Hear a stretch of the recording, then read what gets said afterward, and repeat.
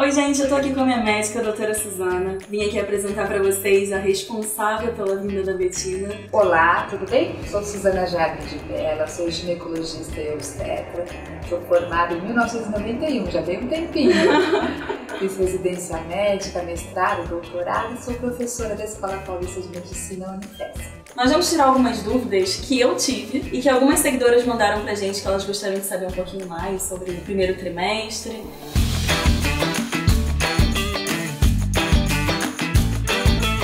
A primeira pergunta é sobre pré-natal, exames necessários, o que precisa ser feito, o que é urgente. Então, descobriu-se grávida, Sim. né? Tem a fase do planejamento e descobriu-se grávida. Uma vez grávida, vale a pena ir no médico da primeira vez, aproximadamente com 2 semanas de atraso menstrual. Acho que essa é a primeira pergunta, quando ir, né? Não demorar tanto quanto eu.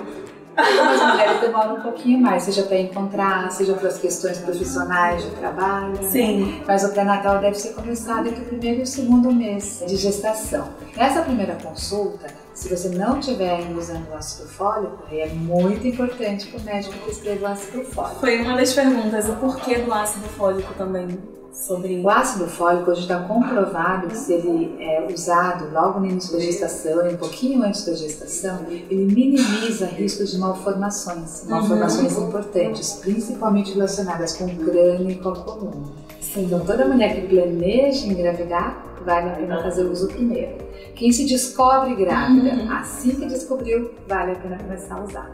E hoje a gente tem a possibilidade do ácido fólico ou do folato. Isso pode ser conversado com o médico. De uma forma geral, ambas as formas de ácido fólico são válidas. Tá. E sobre o período, até os 3 meses, passa um pouquinho. Tem gente que fala que tem que passar, que fica gravidez inteira. Outros médicos aconselham só os 3 meses. Qual a sua opinião sobre isso? Devia ir a resposta dos exames, já eu falo, sim, mas já vou emendar aí no ácido fólico. Em princípio, é no primeiro trimestre que a gente mais precisa de uma dosagem específica de ácido fólico. Primeiro trimestre vai até 12 semanas de gestação, então esse é o período ideal. Dá para parar um pouco antes, por volta de 10 semanas? Dá, principalmente quando a alimentação é muito rica em ácido fólico e ferro, e também quando se começa com os polivitamínicos, porque todos os polivitamínicos da gestação também têm ácido fólico. Então aí a gente não tem tanto problema em parar exclusivamente o ácido fólico. E agora, Camila, vou falar um pouquinho sobre os exames. Então, tem uma série de exames importantes, entre eles sorologias. Então, saber para quais doenças a paciente já está imune e para quais eventualmente não.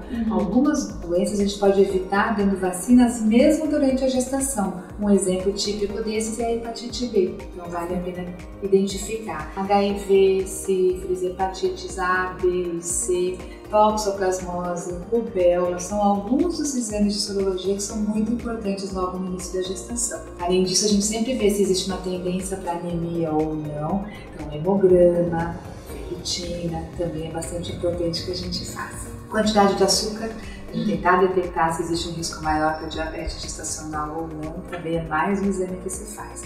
Tipo sanguíneo da mãe, muito importante nessa fase saber, principalmente se a mãe não é RH negativa. Caso ela seja, nenhum problema, mas é importante conhecer o sangue do futuro papai também, para que a gente saiba se há necessidade ou não de fazer um cuidado extra durante a gestação. Além disso, a gente faz exame de urina, muito importante para a gente descartar qualquer infecção urinária disfarçada ou escondida que poderia levar a risco de parto prematuro ou da bolsa estourar antes da hora. Exame de fezes, no passado sempre se fazia. Hoje a gente já tem uma certa liberdade, não é um exame absolutamente necessário, mas sempre que possível a gente acaba fazendo essa avaliação também, o famoso exame de fezes. Sim. Não, ultrassonografia, né, Camila? Sem ultrassom não tem pré-natal. Então, já na primeira consulta, o ultrassom é importante, porque a gente consegue detectar se é um bebê, se é mais de um bebê, por exemplo. Consegue confirmar o tempo de gestação, se bate com a data da última menstruação ou se existe alguma divergência. Isso é super importante depois para a hora do parto, para saber se vai esperar mais dias, menos dias. Então, a ultrassonografia é muito importante. a gente consegue ver o batimento cardíaco por volta de 6 semanas de gestação, às vezes um pouquinho antes, mas vamos falar 6 semanas, e a gente já começa a ver primeiras movimentações fetais por volta de 8 semanas de gestação. É tudo muito rápido. Sim. E o crescimento e a evolução do embrião, o embrião virando feto, é importante. Muda muito de uma para outra. Terminamos o primeiro trimestre com o famoso morfológico do primeiro trimestre. Esse é um exame com indicação absoluta acima de 35 anos, mas sempre que possível a gente faz em todas as gestantes. É o momento de avaliar a presença do osso nasal, avaliar a medida da nuca do bebê, que chama translucência nucal, é um nome um pouco difícil, e a gente coloca esses dados no programa de computador, onde a gente tem o risco eventual de uma doença genética, ou ao contrário, a gente consegue quase que afastar a possibilidade disso. Isso dá uma tranquilidade para as mamães, né? Sim. Aproveitando, falamos sobre o ultrassom e ele diz um pouco sobre o tempo do embrião, como está o tempo de gestação. Como nós podemos falar sobre ovário policístico? Onde isso interfere? Se precisa de algum tipo de tratamento? Foi pergunta de uma seguidora sobre ovário policístico. Seguidora esperta. Ovário policístico, muitas mulheres têm, e aí a gente tem vários graus de ovários policísticos, tem aquelas mulheres que não menstruam adequadamente, ou outras que têm os sinais aí de excesso de pelo, excesso de acne, e algumas mulheres têm simplesmente o ovário policístico detectado no ultrassom. Tudo isso fica para trás. Eventualmente, quem tem ovário policístico pode ter algum grau de dificuldade de engravidar, mas uma vez que a pessoa esteja grávida, dificilmente o ovário policístico tem repercussão na evolução da gestação. Então, isso é pouco esperado. Tá bom? Então, o ovário policístico pode dificultar uma gravidez de acontecer, ou ela acontece e a paciente não percebe porque a menstruação já não é normal, então ela demora um pouquinho mais para perceber se está grávida ou não, mas não tem maiores interferências. Sim. Um detalhe, que não foi o teu caso, mas uma mulher com ovário policístico que também tem uma síndrome metabólica, então é aquela mulher que já está sobrepeso, às vezes até com obesidade, que tenha muita manifestação de acne, que tenha aí uma intolerância à glicose, essa gestante tem mais riscos de poder desencadear uma diabetes gestacional. Então ela tem um cuidado a mais no controle de ganho de peso. É engraçado falar sobre isso, que informação é tudo, né? Eu fui desacreditada que eu poderia estar grávida por uma médica por informação errada. Eu engravidei justamente porque eu relaxei, porque ela falou, não, você vai ser muito difícil de engravidar. Você não pode, eu saí aos prantos do consultório, porque era sonho, né, meu e do Rodrigo, e aí foi desesperador. Então, assim, eu acho que a opinião diferente é sempre muito importante. Se não se sentir segura, procura outro médico, procura indicação, porque é o tipo de informação que é fundamental. Não pode errar num diagnóstico desse. Eu tive todo o cuidado de falar, pode dificultar em engravidar para algumas mulheres. Para outras, ao contrário, a gravidez acontece e ela nem estava esperando. Fica, eu ovulo, eu não engravido. Não, é verdade. Ovula sim, você pode ovular menos do que uma outra mulher que cicla mensalmente. Mas ovula sim, muitas vezes. E dá em gravidez. Lindas gravidezes. Aqui. Sobre pets. Uma mãe perguntou, uma futura mamãe, que ela gostaria de ter pets, se isso interfere, se tem algum mal, se tem que ter algum tipo de cuidado. Eu já ouvi falar, por exemplo, que gatinho tem que ter certos cuidados, e eu tenho gato. Então, se a gente puder falar um pouquinho disso... Super importante. Então, pets fazem parte da nossa vida, seja no nosso domicílio, seja nos lugares que a gente frequenta, né? Onde realmente a gente tem aí uma proximidade muito grande com pets. Jamais vou comentar que uma gestante não possa ter um pet ou não possa dar um carinho. Pode sim. A única coisa que é importante salientar, questões de higiene. Beijar o cachorrinho, dormir na cama com o gatinho. O grande problema é que aquela boquinha que você acabou de beijar também deu uma cheiradinha no loló de outro cachorro, de outro gato, ou dele mesmo. E aí a gente tem um risco maior de poder entrar em contato com bactérias, com outros micro-organismos que eventualmente podem desencadear uma infecção. Então você pode ter pet, você pode cuidar bem, você pode dar comida todos os dias, dar carinho todos os dias, mas a questão higiênica de evitar o contato oral teu com o pet, esse é um ponto importante. Uma das maiores preocupações é a toxoplasmose. É um micro-organismo que se encontra na terra. Então, se o teu cachorro, o teu gato ou outro pet está exposto ao ambiente com terra, ele pode sim ter toxoplasmose, ele pode sim transmitir para a gestante. E o problema da toxoplasmose é que a gente entra em contato de forma sintomática muitas vezes. E na adulta, na gestante, não acontece nada, mas o embrião ou o feto pode ter complicações e complicações graves. Por isso que todo pré-natal tem que ter, eu acabei não comentando especificamente, a sorologia da toxoplasmose. Como a maior parte das gestantes tem toxoplasmose negativa, ou seja, nunca entraram em contato, é importante a gente repetir no primeiro, no segundo e no terceiro trimestre. Supondo que você entrou em contato e a gente detecta, tem medicações específicas para usar durante a gestação e isso ajuda a ter um bebê saudável, mesmo que o contato com a toxoplasmose possa ter ocorrido. Certo. Acho que tá bem claro.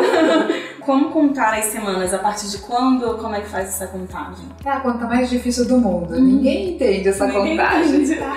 Não fomos nós, obstetras atuais, que inventamos. Isso vem lá da obstetrícia clássica. Na época a ultrassonografia ainda não era um meio que realmente existia, que tinha tanta segurança quanto nos dias de hoje. Mas todos os obstetras se baseiam nessa contagem específica. Como ela funciona? Ela começa a partir da data da última menstruação, do primeiro dia da tua última menstruação. A partir dali vai começar a contar a primeira semana. E aí alguns de vocês já podem estar falando, então é fake essa contagem. Sim, na verdade, possivelmente a gente está incluindo 2 semanas, que seria o tempo da menstruação até a fecundação acontecer. Mas essas 2 contas já estão implícitas na conta. Então ela começa na data da última menstruação e semanalmente a gente vai acrescentando uma semana, até 40 semanas de gestação. 40 semanas de gestação já são 9 meses mais que completos, lunares e solares. Se vocês fizerem as contas, 36 semanas oficialmente lunares, mas essas 2 semanas que a gente está acrescentando da data da menstruação até a fecundação já dariam 38. Até 40 a gente já está colocando mais 2 semanas de poder esperar o tempo da gestação. Então a contagem é feita dessa forma. E aí o primeiro mês de gestação vai acontecer quando a pessoa já estiver de 6 semanas. Segundo mês, 10 semanas. Terceiro mês, 14 semanas. E assim subsequente. E para fazer uma continha bem rápida, a gente pega a data da última menstruação, soma 7 ao número do dia e desconta 3 do número de mês. É assim uma que a gente expressão calcula. matemática. É uma expressão matemática. É assim que a gente calcula a bendita data provável do parto, que seriam as 40 semanas, e aproximadamente 4% dos bebês nascem na data provável do parto. A maior parte nasce antes, alguns um pouco depois. A partir de 37 semanas de gestação é uma gestação de 9 meses, academicamente falando.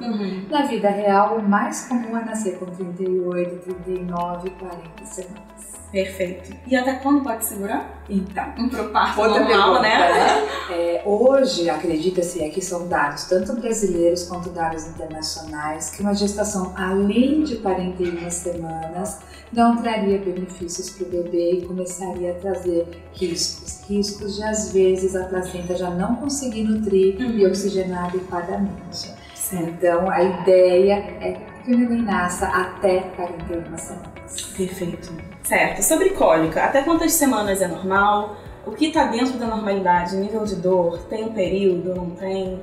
Essa pergunta é muito importante, Camila, e ela é complexa. Primeiro, quando a gente fala em cólica ou fala em dor abdominal, isso é variável de mulher para mulher. Enquanto se está grávida, pode-se ter cólica, infelizmente. Tá bom?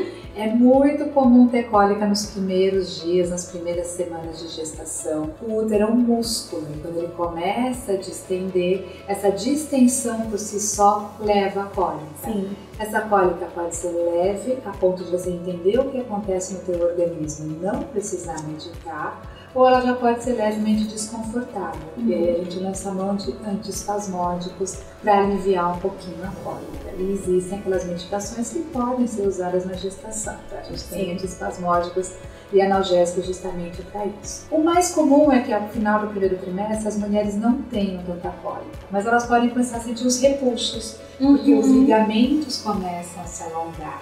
Para você imaginar que a gente tem um exemplo, olha, isso aqui é um útero com um bebezinho com um fetinho aqui dentro de 15 semanas de gestação. Olha o tamanho do útero, meio útero aqui. Antes de você engravidar, o teu útero era uma perinha. Sim. Então esse processo de distensão, de mudança de aspecto, vai podendo levar assim a posse. Só virar um pouquinho para elas entenderem. Aproveitando o cordão umbilical e a placenta que fica grudadinha aqui no útero da mamãe. Gente, uma miniatura. 15 semanas, uma graça. Aí a gestação costuma evoluir, as cólicas tendem a diminuir, embora, como eu falei, é variável. Tem mulheres que têm mais, tem outras que têm menos. E depois de 32 semanas, as cólicas podem voltar na forma de contrações de treinamento. Tanto vocês já ouviram falar, as benditas contrações de treinamento. Então a barriga pode dar uma leve endurecidinha, ela dura 20 a 30 segundos com algum grau de cólica, às vezes muito leve, às vezes um pouco mais desconfortável. E isso vai evoluindo, evoluindo, evoluindo, até quando chegar a hora do trabalho de parto. Essas cólicas começam a ganhar uma intensidade maior, de novo variando de mulher para mulher, mas aí espera-se já numa escala de 0 a 10, 0 é nada de dor, 10 é uma dor insuportável, uma nota 4, 5, então isso vai acontecendo até que realmente o trabalho de parto desencadeia. Aí a cólica fica mais intensa. Mas tem muita coisa boa, então equilibra. E tudo vale a pena, porque sim, são essas cólicas que vão fazer o bebê chegar. A gente passa a cólica sorrindo, tô grávida, tá crescendo, tá tudo bem. Sobre pílulas de crescimento de cabelo, de beleza, pele, pode tomar? É aconselhável? Vou te falar, a melhor pílula de crescimento de cabelo tá aqui na gestação. Tá? O fato da mulher estar gestante aumenta muito a quantidade de estrogênio e também de progesterona. E são hormônios que acabam tendo uma interferência positiva. Então olha só, tá grávida, a pele é linda, o cabelo é viçoso. É isso que a gente encontra na grande maioria das vezes. Além disso, você acaba recebendo polivitamínicos para que não falte nada nem para você nem para o bebê. No primeiro momento, a gestação ela é bem egoísta, tendendo para o lado do neném. Então, tudo que está no teu organismo e é importante para o crescimento do bebê, o cálcio, o ferro, as vitaminas, vão tudo pela placenta. É o treinamento pro resto da vida, né? Porque depois que vira mãe, já cede tudo pro neném. E por isso que a gente dá o polivitamínico, para que você também tenha a quantidade adequada e que você consiga repassar o que for necessário, tá? Mas a gestação por si só é um momento de beleza. Dificilmente eu vou precisar prescrever algo para deixar a pele mais bonita, algo para deixar o cabelo mais bonito. Algumas gestantes, às vezes, e a gente tem uma dúvida se é mais frequente quando está gerando um menino, tá? Podem ter mais acne, pode ter mais espinha. Aí a gente lança a mão de cremes locais para melhorar isso, tá? Mas a gente não precisa normalmente de uma vitamina específica para o cabelo ou para a pele. Exercício físico, importante, né? Muitíssimo importante. E vou falar mais uma coisa, é importantíssimo estar com a listinha anotada. Memória de grávida vai pro beleléu. Todas vocês vão concordar comigo, tá? Então anota sempre, porque é o melhor jeito de não esquecer as dúvidas, você está certíssima. Senão você sai daqui da consulta e aí você lembra, ai, não perguntei pra doutora. Então você está muito bem de sempre já deixar pré-anotado. E anota no celular, é mais um dos benefícios que ele nos traz hoje. Exercício, muito importante. Tá? Por vários motivos. Primeiro, porque o sangue vai circular melhor, você vai liberar endorfinas, que é o hormônio de bem-estar do nosso organismo. Segundo, porque você gasta um pouquinho aquelas calorias ingeridas a mais. Por mais que a grávida fale, não, eu vou comer super certo. Aí vem todo mundo ao redor dela oferecendo coisas não tão certas. É o seu momento, desejo, toma. E é a família, é a mãe da grávida, é a sogra, é a amiga, é o local de trabalho, é a pessoa que você nunca viu na vida, aí você tá grávida com algum bom. Então assim, realmente você fica muito mais exposta a não se alimentar tão perfeitamente assim e a passar um pouquinho. Então quando você tá fazendo atividade física, acontece várias coisas que você ainda controla a quantidade de calorias ingeridas. O exercício é indicado sim, a gente evita só assim esportes de quadra, alto impacto, de risco, né? Então tem alguns exercícios que não são os ideais, mas tantos outros são maravilhosos.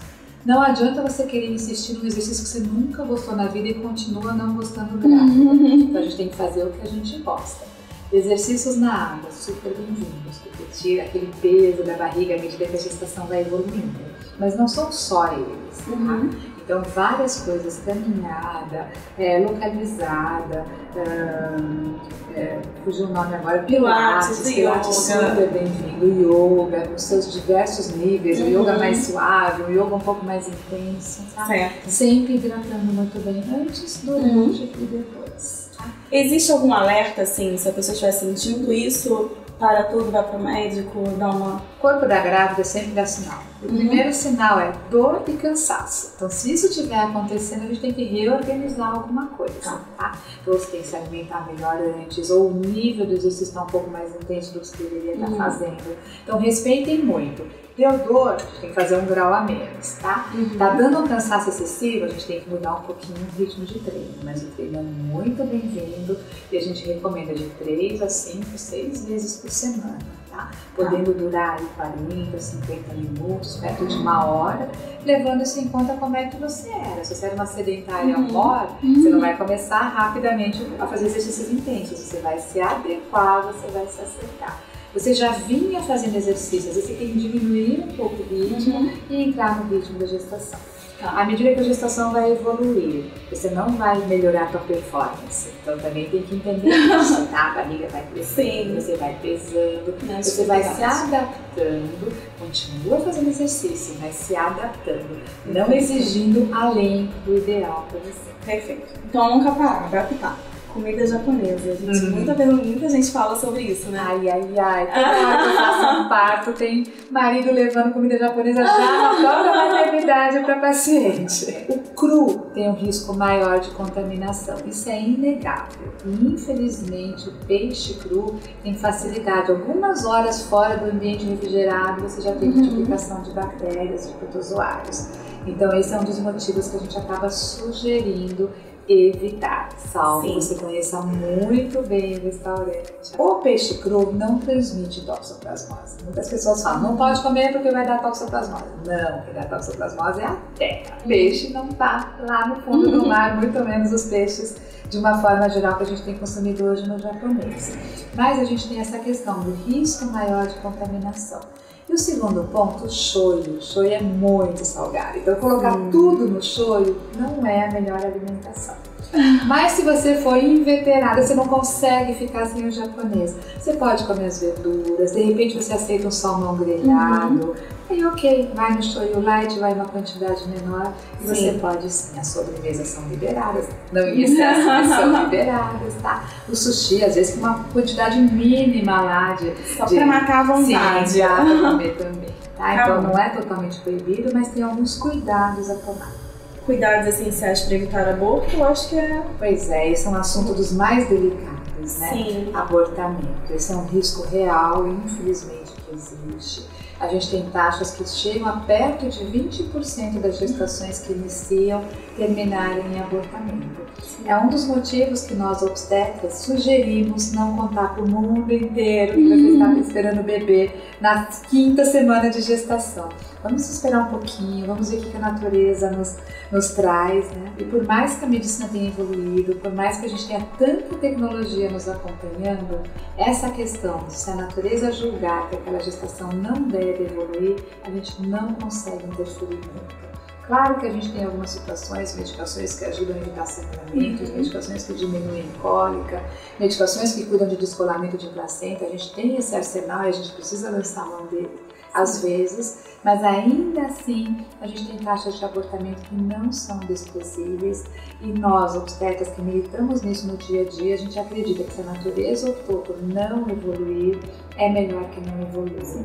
Talvez mais tarde a gente poderia ter um desfecho desagradável e aí a natureza já opta por resolver essa situação no primeiro trimestre. Então, o que uma mulher gestante pode fazer? Hábitos saudáveis de vida. Você vai evitar realmente pular de jungle, por exemplo, né, para não aumentar um risco que poderia acontecer, você não vai lá na montanha-russa mais veloz do mundo, mas o resto a gente tem que entregar um pouquinho nas mãos de vocês.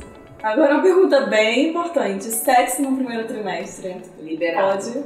Liberem o A peito. gestação começou com sexo, né? Exatamente. Então ela continua liberada. Fiquem tranquilas.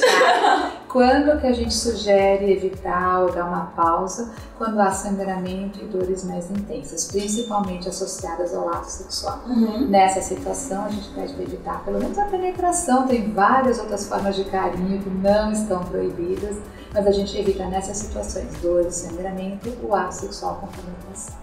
Fora isso, grávida está autorizada, é um momento gostoso, é um momento de intimidade, é um momento que o casal curte muito, né? Sim. Muitos homens acham que a companheira fica mais linda do que nunca, né? E a própria mulher, muitas têm bastante vontade de praticar atividade sexual. Temos também as que ficam mais preguiçosas, que querem só dormir, que não querem transar. Isso deve ser respeitado, mas aí é uma situação que o casal vai sentindo e vai vivenciando. Agora, não existe ordens médicas para evitar o sexo de forma rotineira na gestação. Que notícia ótima, gente. Bom, né?